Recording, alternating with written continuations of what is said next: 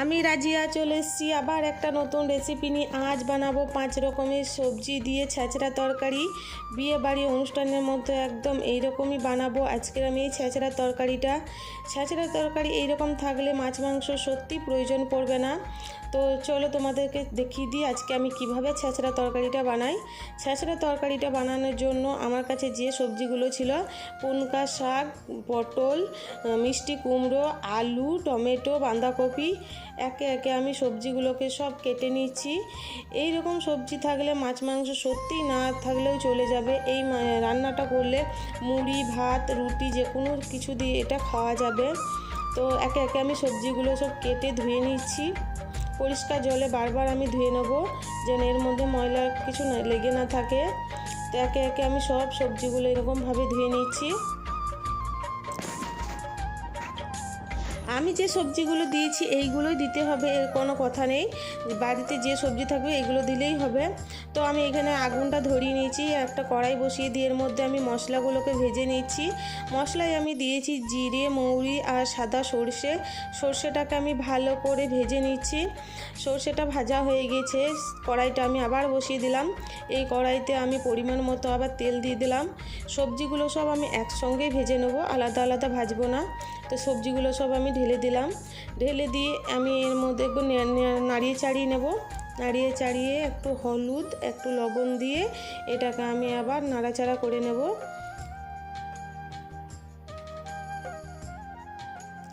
মাটির চুলোয় এরকম গ্রামীণ পরিবেশে আমরা যেটুকুই রান্না করি না কেন খেতে খুব সুস্বাদু লাগে। তো এটা হতে থাক, আমি তার করতে গুঁড়ো মশলাটা করে নিই। একটু ভাজা ভাজা হোক ওইদিকে আমার সবজিটা।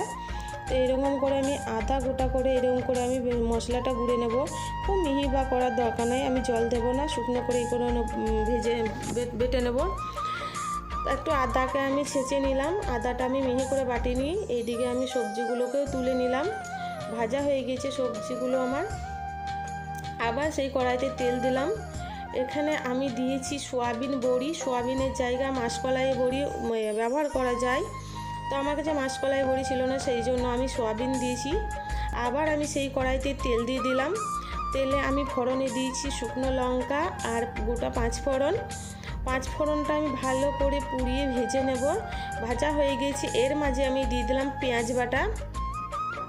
পেঁয়াজ বাটাটা আমি কিছুক্ষণ নাড়িয়ে চাড়িয়ে নেব। এর মধ্যে হালকা একটু জল দিলাম।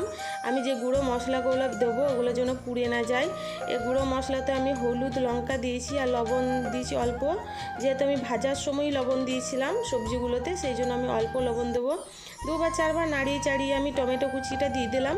টমেটোটাও আমি 2 বা 4 বার এরকম করে নাড়াতে থাকবো। সয়াবিনগুলো এর মধ্যে দিয়ে দিলাম, নিয়ে আমি আরেকটুকু কষিয়ে নেব। সয়াবিনগুলো কষানো হয়ে গিয়েছে, এর মধ্যে আমি আবার ভাজা যে সবজিটা আমি রেখে দিয়েছিলাম সেটা দিয়ে দিলাম। নাড়িয়ে চাড়িয়ে আমি মশলাগুলো আবার মাখিয়ে নিচ্ছি।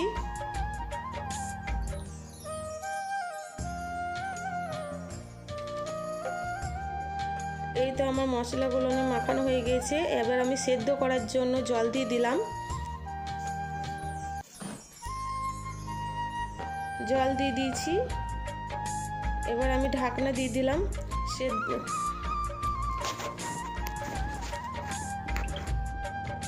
শাকগুলো দিয়ে দিলাম। শাকগুলো দিয়ে আমি নাড়িয়ে চাড়িয়ে নেবো। শাকটা এই সময় দিতে হবে, আগে দিলে শাকটা গলে যাবে। সেই জন্য এই অর্ধেকটা সবজিটা হবে, তারপর শাকটা দিতে হবে। এই আমার সবজিটা একটু হয়ে এসে আমি থেতো করে রাখা আদাটা দিয়ে দিলাম। আদাটা আগে দিলে হবে না, এই সময় দিতে হবে, তবে একটা সুন্দর ফ্লেভার আসবে। আমি এর মধ্যে গুঁড়ো মশলাটাও দিয়ে দিলাম। নাড়িয়ে চাড়িয়ে এরকম একটু রস রস থাকতে সামান্য আমি চিনি দিলাম। চিনি দিয়ে কাঁচা লঙ্কা দিয়ে আবার নাড়িয়ে চাড়িয়ে নিলাম।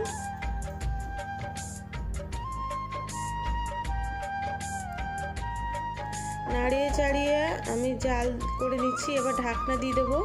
ঢাকনা দিয়ে এটা হতে থাকবে একদম যখন জলটা যতক্ষণ না শেষ হবে, এর মধ্যে এতটা আমি জাল করব। এই তো আমার সবজিটা রেডি হয়ে গেছে। 5 মিশালি ছেঁচড়া তরকারি সিম্পলভাবে অল্প তেল অল্প ঝাল ব্যবহার করে এরকমভাবে সবজি টেস্টি বানানো যায়। এই তো আমার সবজিটা হয়ে গেছে, আমি ঢেলে নিলাম।